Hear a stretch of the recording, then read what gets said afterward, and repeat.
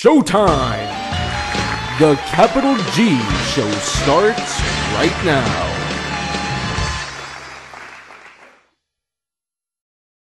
What's up YouTube, Capital G here, doing a second take on the top 10 cards that need to be reprinted, the Yugioh Hierarchy.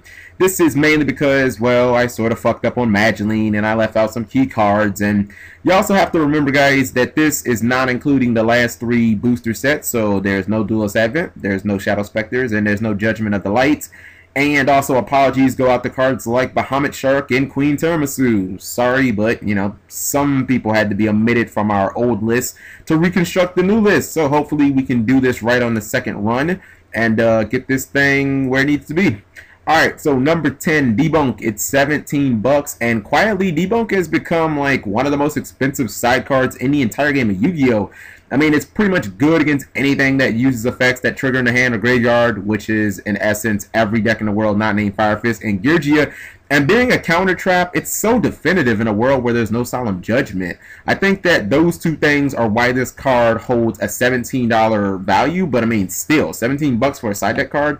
That's a little ridiculous. Number 9, the Grand Spellbook Tower. It's about $25 right now. So not only is the Spellbook Tower one of the most important spellbooks to the Prophecy deck, it also happens to be the most expensive card in the deck by a fairly wide margin. I mean, I get it. It lets you draw cards every single turn. It lets you also run things like Reckless Greed and Regeki Break in the deck consistently. And in my opinion, if they didn't have Spellbook Tower, I mean, Prophecy would just be like an above average deck. But doesn't it just feel weird having a field spell that costs over $20? Like, when does that ever happen? Usually field spells are common, if anything.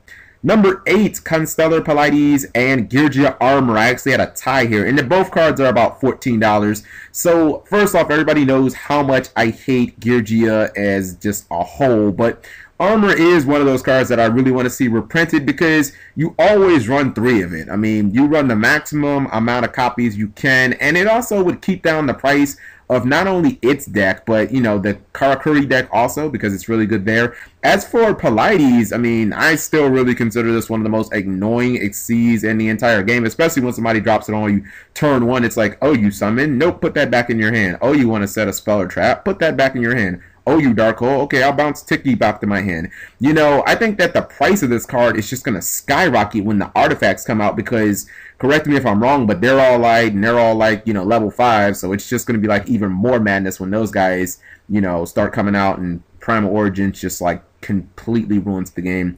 Number 7, Mageline, Mageline. She's about 24 bucks.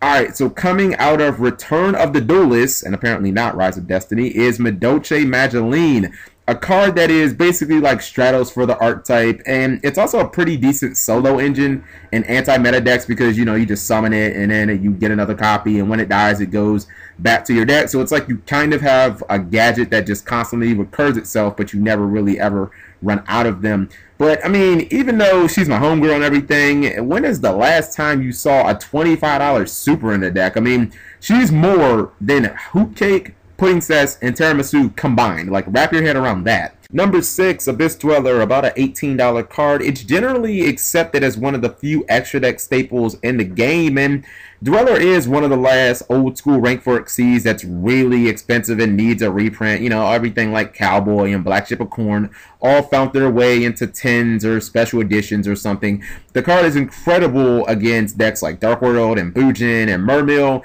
Dweller is also, it's one of those cards where, despite its shortcomings, you know, the fact that it only has 1700 attack, it's one of those cards because so much of this game is graveyard based that it's gonna probably be around for quite some time. So it would be really nice to have a card that you're probably gonna run in anything that makes rank 4 Xyzs a little bit cheaper.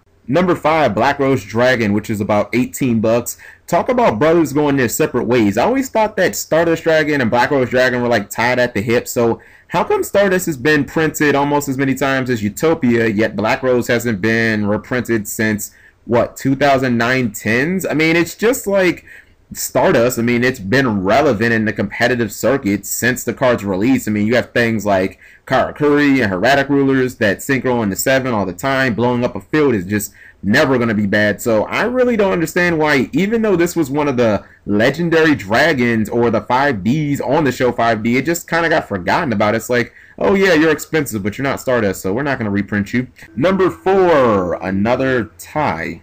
Huh. I don't know how that happened.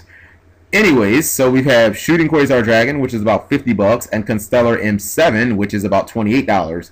I don't understand why we have so many ties on this list. I don't like wearing ties. I don't like ties in baseball. I still don't understand why they have them. And you know what I really don't understand?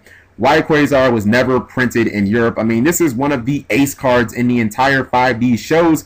And have these people never seen one of Galactic God's duels? I mean, the shit that he does with that hype-ass Quasar junk doppeldeck is crazy. Alright, but beyond that, M7 is one of the best exceeds that, like, you kind of forget how good it is until a erratic player like drops it on you and you're like, wait, you can bounce my monster back to my hand? Or you're randomly playing against, you know, like Constellars and you're like, wait, did you just put Honest back in your hand? M7 is a card that you can make in a lot of decks. You can actually summon it in Boojins if you summon Constellar Omega and stuff like that. So it kind of does suck that the card's almost 30 bucks. Number 3, Big Eye, and I'm talking about number 11. Yes, see, I didn't fuck that up this time. The card's about $28. It got reprinted, and it was still hard as hell to get. I mean, Big Eye is one of those cards where it got limited, and it still holds a near $30 price tag. Take that, Wolfbark.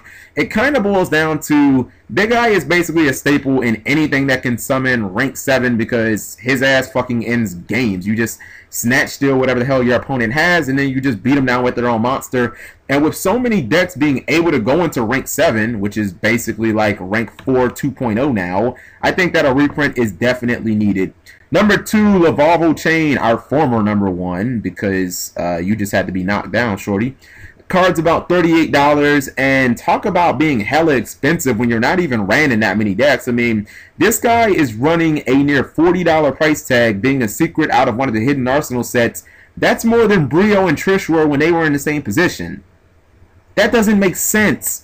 Like, really. I mean, the card is a necessity in Mermill Sectors and Infernity, which are apparently still good. Slim X Team Symmetry, he called it, not me. Anyways, I don't really understand why Lavalval Chain is still running $40. I mean, it really doesn't make any sense to me, but I think all the cards from the Hidden Arsenal sets should eventually get reprinted. This is no exception. And number 1, Mecha Phantom Beast Draco Sack, which is about $83. I have no idea how I possibly could have forgotten about what I largely consider to be the king of Xyz and also the king of being good in every single deck except your own. This is personally, in my opinion, the best Xyz in the entire game, and the card has never once been under $70. Not even close. Wasn't Draco Sack like pushing $150 when the card was first released? I mean, it's really some bullshit that the card is always kind of around between $80 and $100 because it artificially inflates the price of your extra deck. Like, imagine if you have to run, you know, anything Dragon rules. It's like, all right, well, I've got to set $200 aside just to get some Draco Sacks. I mean, this is one of the best cards in the entire game. It's incredible. It offers protection from its own effect. Wrap your head around that shit. And it's one of those cards where we're going to be playing it for a very, very long time. 101 gets shit on because I summon my Draco Sacks in defense mode. How you like me now? Anyways, let me know what you guys think of my top 10 list. If I missed anything, leave that in the comment sections below. Thank you for watching.